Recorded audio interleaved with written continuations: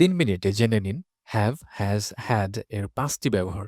No confusion, কথা বলুন মন খুলে। নাম্বার 1, মেইন ভার্ব হিসেবে ব্যবহার। যখন বাক্যে এদের অর্থ হয় আছে বা মালিকানায় থাকা। হ্যাজ কখন বসে? শুধুমাত্র থার্ড পারসন সিঙ্গুলার নাম্বারের ক্ষেত্রে। যেমন he, she, it or any name. Have কখন বসে?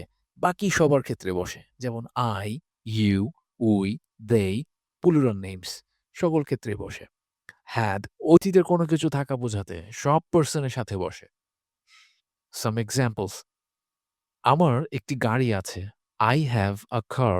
I have a car. I have a car. তার একটি সুন্দর কণ্ঠ আছে। She has a beautiful voice.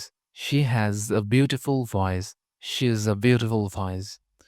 ২০১০ সালে তাদের একটি বড় বাড়ি ছিল। They had a big house in 2010. They had a big house in 2010. Number 2, auxiliary verb সাহায্যকারী ক্রিয়া হিসেবে ব্যবহার।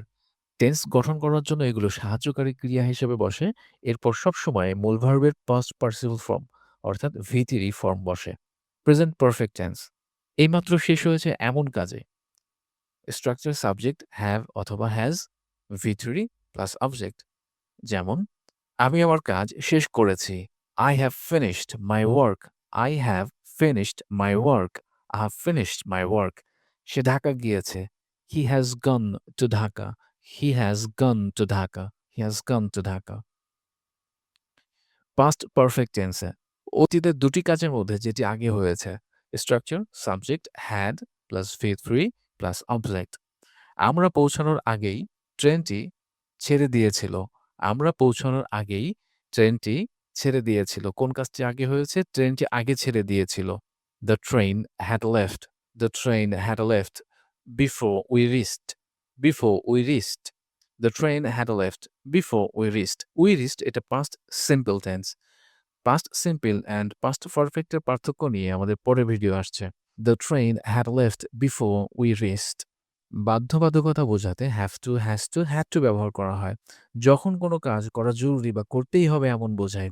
বর্তমানের ক্ষেত্রে have to and has to ব্যবহার করা হয়। হ্যাজ টু কখন? শুধুমাত্র থার্ড পারসন সিঙ্গুলারের ক্ষেত্রে। বাকি সব ক্ষেত্রে হ্যাভ টু ব্যবহার করতে হয়। যেমন আমাকে আজ রাতে পড়তে হবে। I have to study tonight. I have to study tonight. I have to study tonight. তাকে এখন রান্না করতে হবে। She has to cook now. এখানে has to কেন হলো? কারণ subject third person singular number she. She has to cook now.